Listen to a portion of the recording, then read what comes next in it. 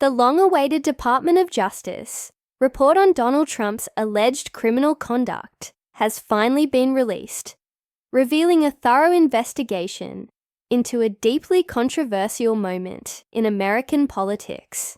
Before the final report by Special Counsel Jack Smith was released, the investigation into Donald Trump's actions surrounding the 2020 presidential election and the January 6th Capitol riot faced numerous delays and obstacles. The legal process was complicated by ongoing litigation, including disputes over executive privilege, immunity claims, and challenges in obtaining essential testimony from key witnesses. Notably, Trump's efforts to block witnesses from testifying and his push for gag orders caused significant delays, as did complications with social media companies like Twitter in complying with search warrants for Trump's account. Additionally, various parties, including members of Congress and former Vice President Mike Pence, invoked the speech or debate clause, further stalling progress. These legal challenges required extensive court intervention and consumed valuable time. Another significant delay occurred due to the lengthy immunity litigation. The special counsel's office had to navigate complex legal arguments, particularly around the question of whether a sitting president could be prosecuted for criminal acts committed during their term in office. This issue was ultimately addressed by the Supreme Court, which left some questions unresolved but influenced the timing and scope of the investigation.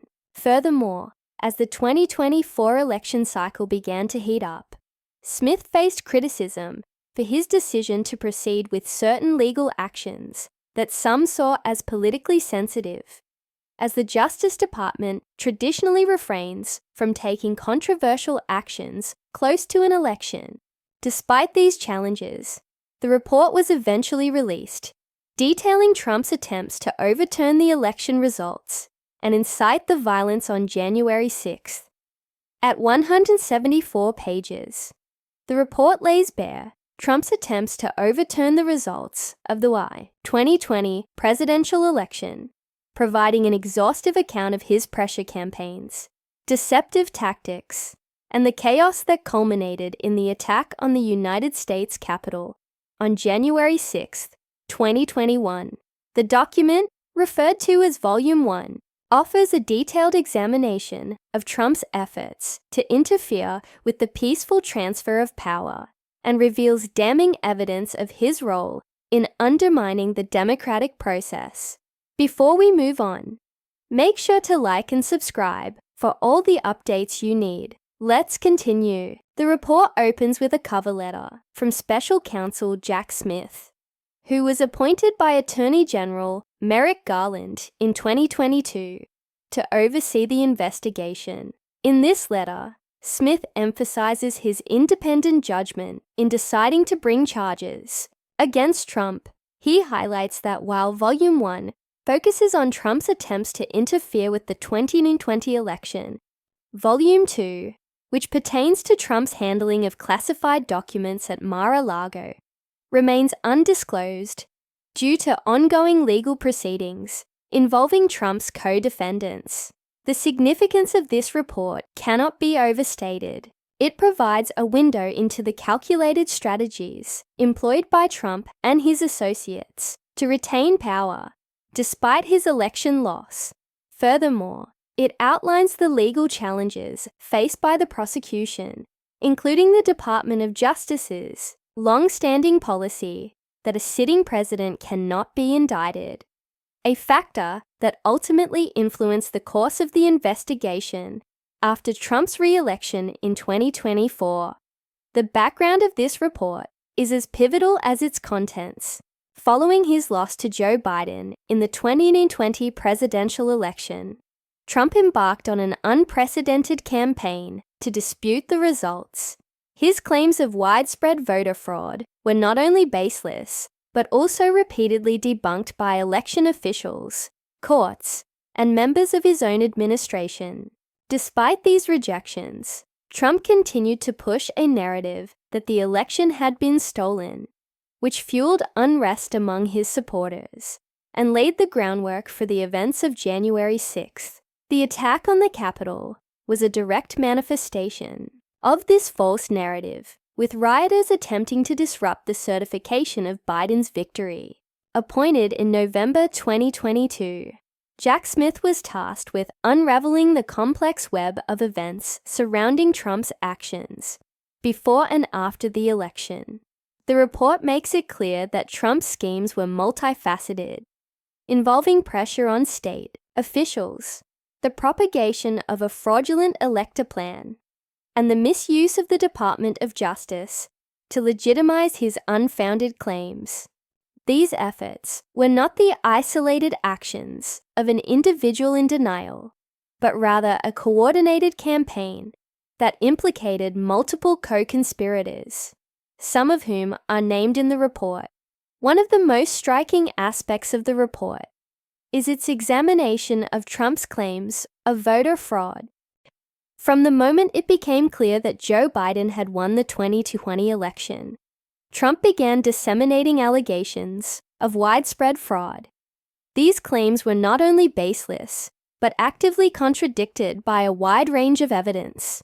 Trump insisted that the election had been stolen, despite being informed repeatedly by his legal advisors, senior administration officials, and intelligence agencies that no such fraud occurred. The report meticulously outlines the discrepancies between Trump's private admissions and his public statements, painting a picture of calculated deception aimed at undermining public trust in the electoral process. The report states that Trump's voter fraud claims often lacked any factual basis. Allegations of dead voters casting ballots, illegal votes being counted in battleground states, and tampered voting machines were all thoroughly investigated and debunked. In Georgia, for example, Trump claimed that thousands of ballots had been cast in. A detailed investigation found only 4 instances of such activity, contradicting the assertion that Dominion voting machines were rigged to switch votes from Trump to Biden, which was disproven by independent audits, forensic analyses, and court rulings. Despite this, Trump continued to make public statements promoting these baseless theories. The report highlights a pattern where Trump would seize any claim, no matter how outlandish, and amplify it through social media, press conferences, and speeches. His claims were often accompanied by dramatic numbers, millions of fraudulent votes, and tens of thousands of tampered ballots, despite having no evidence to support these figures. What makes Trump's conduct particularly egregious, according to the report, is his awareness of the falsity of these claims. The document cites multiple instances where Trump privately admitted that his allegations were unfounded. For instance, he acknowledged to senior advisors that claims about Dominion voting machines were crazy and wouldn't hold up in court. Nevertheless, he continued to push these narratives publicly, suggesting a deliberate effort to mislead the public and create a foundation for contesting the election results. The fraudulent elector scheme is another damning aspect of the report. This plot involved coordinating with allies in key battleground states to submit false slates of electoral votes to Congress. Trump and his team sought to replace the legitimate electors certified by state officials with alternate electors who would declare him the winner. The scheme required state legislatures to convene special sessions and approve these fraudulent electors, despite having no legal or constitutional basis for doing so. The report provides detailed accounts of Trump's direct involvement in this effort. He personally called state officials, urging them to find votes or overturn results in his favor. In Georgia, Trump infamously pressured Secretary of State Brad Raffensperger to find 11,180 votes, the exact number needed to flip the state In Michigan and Pennsylvania, Trump and his allies sought to persuade Republican state legislators to disregard the certified results and appoint pro-Trump electors instead. These actions not only disregarded the will of voters, but also violated state and federal laws. The fraudulent elector plan was central to Trump's broader strategy of creating confusion and controversy around the election results. By submitting competing slates of electors, Trump aimed to disrupt the certification process in Congress and increase pressure on Vice President Mike Pence to intervene. This pressure campaign on Pence is another critical element of the report. Trump repeatedly demanded that Pence reject the electoral votes of key states or send them back to state legislatures for further review. Despite Pence's lack of constitutional authority to take such actions, Trump's misuse of the Department of Justice is another focal point of the report. The document outlines how Trump attempted to weaponize the DOJ to legitimize his claims of voter fraud. He urged senior Department of Justice officials to issue public statements declaring the election corrupt or to launch investigations into baseless allegations of fraud. When these officials refused, Trump considered replacing them with individuals who were more willing to do his bidding.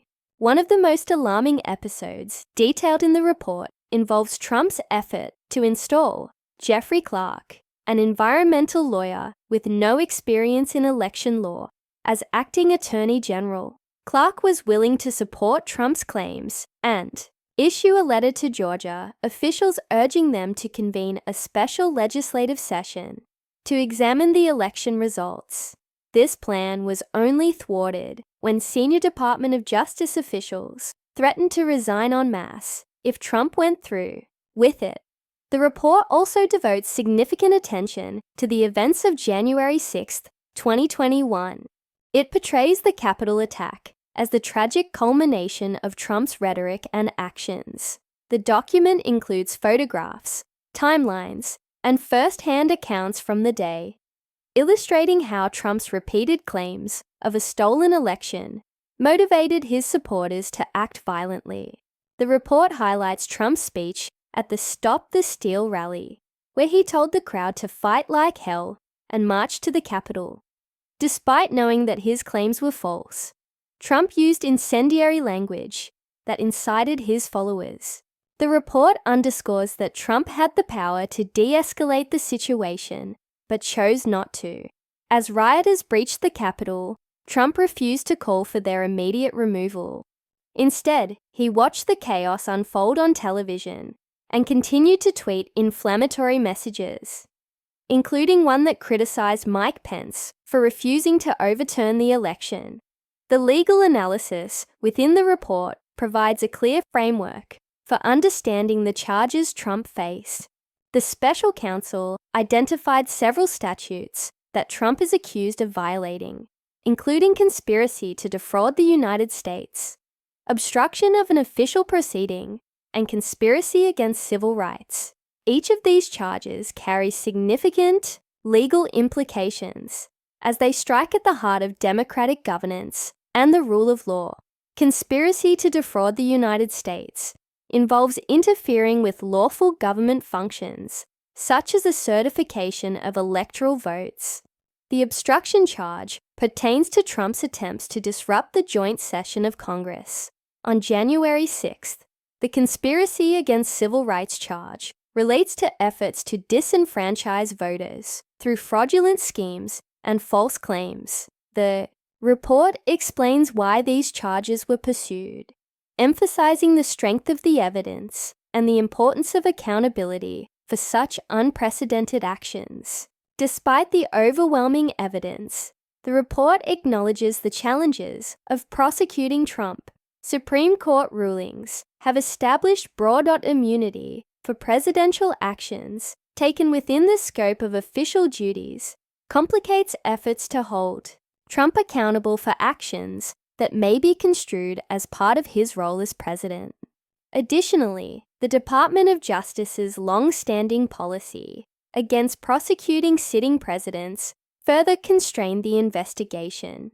These legal hurdles ultimately led to the dismissal of the case, without prejudice following Trump's re-election in 2024. Apart from the major points, an important question that the report addresses is why Trump wasn't charged with inciting insurrection under 18 United States Code, Section 23A3. One key factor is the lack of legal precedents and the challenges posed by the strong First Amendment protections, particularly in light of the Brandenburg versus Ohio standard. According to Smith, precedents for charging someone under this statute were scarce, with the last two cases dating back to 1894. Additionally, courts have traditionally interpreted insurrection as involving efforts to overthrow a sitting government, rather than maintaining power from within. This distinction played a significant role in Smith's decision, as applying the statute to actions aimed at maintaining power would have been unprecedented. The report further explains that while there were reasonable arguments that Trump's speech at the Ellipse could have incited the violence on January 6th, the Department of Justice did not develop direct evidence, such as explicit admissions or communications with co-conspirators, that proved Trump's intent to incite the violence. Instead, Smith's team focused on other charges that were more likely to withstand legal scrutiny, particularly the charge of obstruction of an official proceeding under 18 United States Code, Section 1512. This charge was chosen after careful consideration of the Pfizer versus United States ruling, which narrowed the statute's interpretation. Smith's team had anticipated this decision and structured the case around Trump's efforts to replace legitimate electoral certificates with fraudulent ones, thus creating false evidence and obstructing the certification process. Smith also emphasizes the need for even-handed justice in charging Trump, especially given his central role in instigating the violence that led to over 1,500 rioters facing criminal charges. The report quotes judicial comments and defendant statements, many of which directly implicate Trump in the events of January 6th. For example, one rioter told a judge, "I trusted the president, and that was a big mistake." These testimonies reflect it, the widespread belief among the rioters that they were acting on Trump's behalf, underscoring his responsibility in the events that unfolded. Special counsel Jack Smith expressed confidence in the strength of the case, stating that the evidence was sufficient to secure a conviction. Under different circumstances, he emphasized that Trump's actions were not only unlawful, but also an unprecedented